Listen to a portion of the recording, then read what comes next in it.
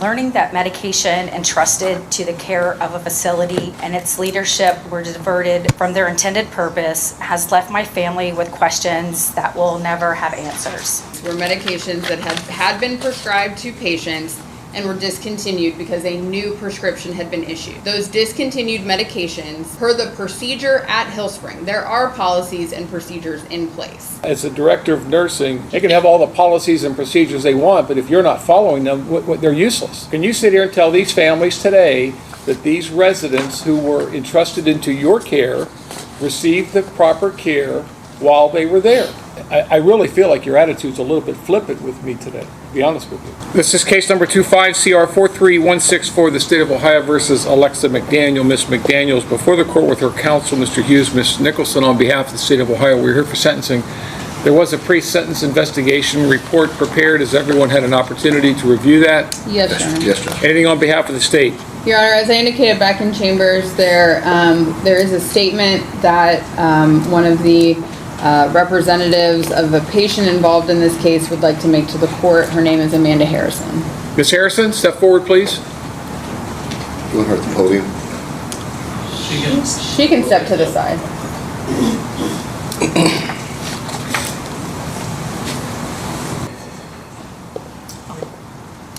Hello, Your Honor. My name is Amanda Harrison. I stand before you today because Parkinson's disease took away my father's voice long before it took his life. So today I stand here today to be his voice. Parkinson's is a cruel disease. It slowly stole everything that made my dad who he was. It took away his ability to walk, to speak, to feed himself, to dress himself, to write, to communicate, and eventually even swallow. It robbed him of his independence while leaving his mind trapped inside of a body that could no longer obey. Watching someone you love disappear that way is absolutely devastating. After 48 years of marriage, my mom made the heartbreaking decision to place my dad in a nursing home because we could no longer safely care for him ourselves. It was the hardest decision our family has ever made. We then placed our trust in the people responsible for his care. Every day, my mom, my sister, or I sat beside his bed. His siblings often stopped by. We watched him squeeze our hands. We watched tears roll down his face. We watched him grimace in pain. And every time we asked, had he received his pain medication, we were told yes. And we wanted to believe them, but something felt off. We felt that there was something very wrong. By this stage, there was no cure left to offer him. Comfort was the only treatment. Relief from suffering was the treatment. Pain medication was not optional. It was the only tool remaining to provide dignity and comfort to someone who was dying. Learning that medication entrusted to the care of a facility and its leadership were diverted from their intended purpose has left my family with questions that will never have answers. There's no greater feeling of helplessness than watching someone you love suffer while believing everything possible is being done to ease their pain. This case is about much more than medication. It's about trust. Families have no choice but to trust the people caring for their loved ones when they can no longer care for them themselves. And when that trust is broken, the damage extends far beyond one patient. Because of inadequate documentation and poor record keeping, many questions may never be answered. I understand this court can only sentence based on the evidence before it and the charges that remain. But uncertainty carries its own burden. My family is left wondering whether everything should have been done for my father was actually done. Those questions are ones we will carry for the rest of our lives. What concerns me most is the possibility that another family could one day find themselves where we are today, questioning what happened, whether their loved ones received the care that they were promised. I respectfully ask the court to impose the maximum sentence that the law allows. And this is not out of vengeance. but it's because vulnerable patients deserve protection, and families deserve honesty, and those entrusted with caring for the defenseless must be held to the highest standard. My dad deserved dignity, and he deserved compassion. He deserved comfort. Parkinson's took enough from him, and human greed and failures of trust should have never taken anything more. Thank you. Thank you, Ms. Harrison. Your Anything Honor, else, Ms. Nicholson? with that, we would ask that you adopt the agreed recommended sentence that we entered into at the plea, which involved a term of community control, in addition to specific conditions that the defendant does not administer or control any narcotics during the term of her community control, that she not accept nor serve in any position as an administrator of nursing, and that she comply with all conditions placed on her by the Ohio Board of Nursing. Additionally, we would ask the court to consider a period of community service hours and anything else the court deems appropriate. Thank you. Mr. Torek? Nothing further at this time, Your Honor. Mr. Hughes? Yeah, thank you, Your Honor. And first of all, we would ask that the recommended sentencing be followed as well. And to the lady that read the impact statement, we certainly appreciate and understand her comments and knowing the trust they put in these facilities. Alexa's made mistakes. She's acknowledged her mistakes. Her mistakes were with expired drugs. The patient care was never, it would have never been in her hands. The patients were always taken care of, at least what Alexis's role would have been. I will let the court know, and I'll let you know in chambers. Alexis is trying to make this place better. Hill Springs has problems. There's been other nurses that have been caught stealing drugs. There's a couple of other suspects that we're aware of. She's met with the detectives at my office, and we've made her available for that communication. So maybe she can make some change. She knows that the biggest fight she's going to have now is saving her nursing license, which is the one thing that she's worked so hard in her life to keep and to do. Her mistake in this process was not properly registering the medications that came in from the nursing carts to her office, and she didn't register them the correct way. Other than that, just would ask the court to adopt the recommended sentence, and I know Alexa wants to say a few words. Ms. I McDaniel? have your phone here if you want. She wrote it on her phone, but she's going to read it off her watch. Your Honor, I would like to take this time to apologize to the court. I take full responsibility for my actions and understand the seriousness of my mistakes. I have learned from this experience, and I'm committed to making sure that it never happens again. I respectfully ask the court to consider this is my first offense and that I am dedicated to moving forward in a positive and responsible way. Thank you. The court has considered the statements made here today, the purposes and principles of sentencing, the relevant seriousness and recidivism factors. Ms. Harrison, I'm going to direct my comment to you. I take it some of the other folks sitting back there are also family members of residents of Hill Spring. Is that right? Is that right?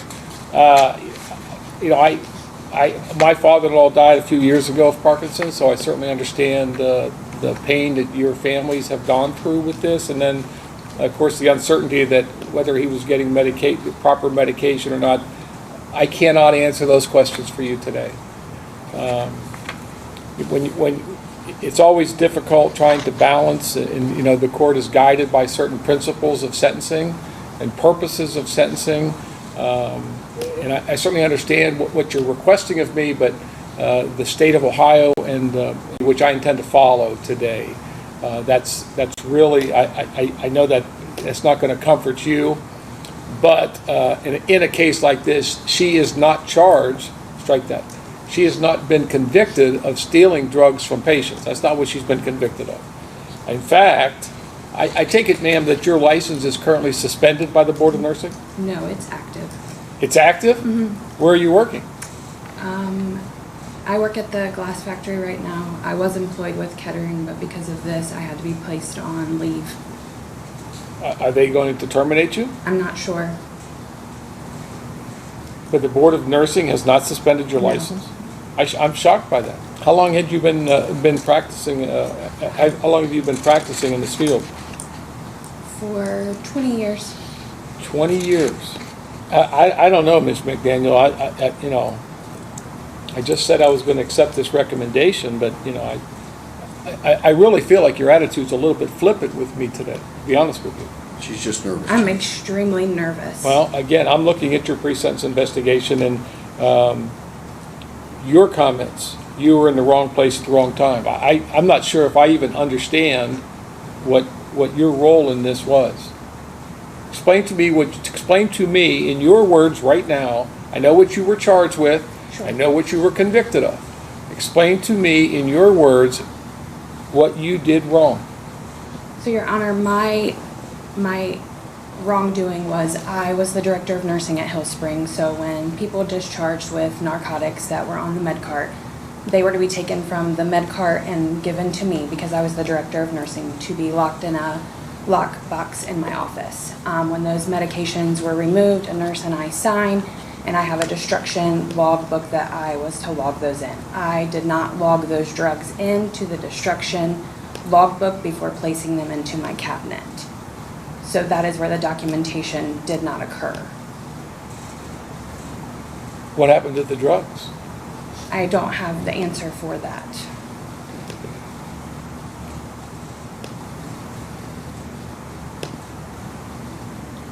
You seem surprised by the comment that I said, that I attributed to you.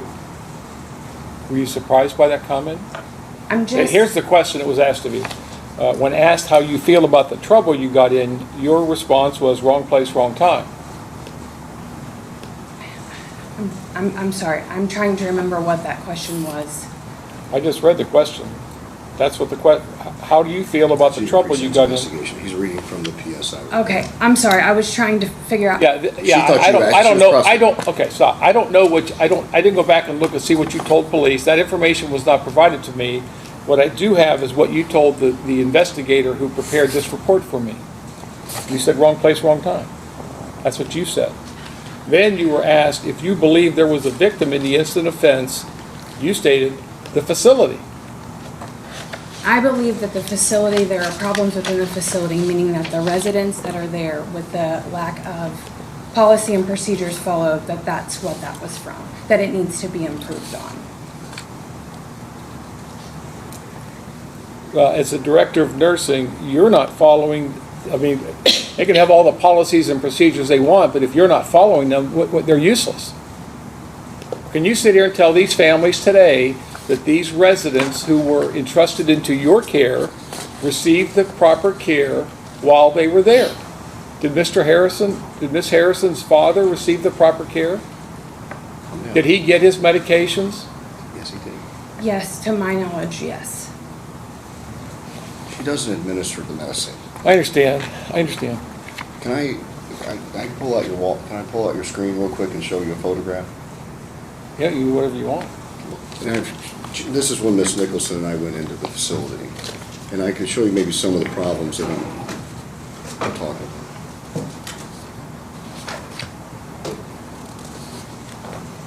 So you're familiar with a bubble pack of pills? I am. All right. So,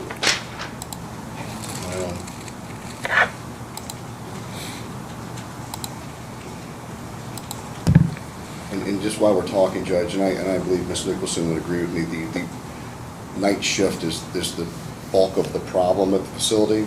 Ms. McDaniels would have been a day shift nurse, and they're in charge of all of the nurses. The night shift would bring these pill packs to her. Busy morning would start up. She would leave the office, lock the office. We believe in our investigation that we put together as a defense team that there was a key to her office that had been circulated around the building, and I believe I know who has the key. But what happens is the pill bubble packs were supposed to go into this lockbox. This is what we were told is the current lockbox. The problem is the pharmacy was coming in once a quarter, every 3 months to grab these pill packs. 1 day's worth of pill packs and expired pills will fill up that box.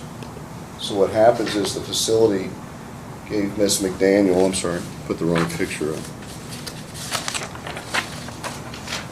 This cabinet, so when she said the cabinet, and you see these two holes, there were little janky locks that have now been removed. This apparently and allegedly has no longer been removed or being used.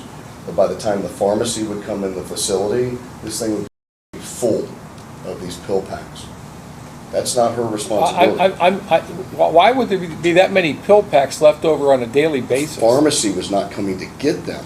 Why aren't they being, I mean, if the pill packs go from the pharmacy to the facility? The pharmacy is the destroyer of the pill packs, so they have to come. Well, they gotta start somewhere. Okay, hang on, stop. Ms. Nichols. The medications at issue in this case were medications that had been prescribed to patients and were discontinued because a new prescription had been issued. Those discontinued medications, per the procedure at Hillspring, there are policies and procedures in place, were to come off the cart with a nurse, their sign on paperwork, nurse, and 2 nurses take them off. The ones that we indicted, Why are they on the cart if they're not being distributed? that's why they're coming off the cart. That's why they come off. So every day, there is a count of the medications when the shift change. The nurses coming on count with the nurses coming off to make sure that all the medications that are supposed to be there are there. The pills that have been distributed are accounted for, all of the above.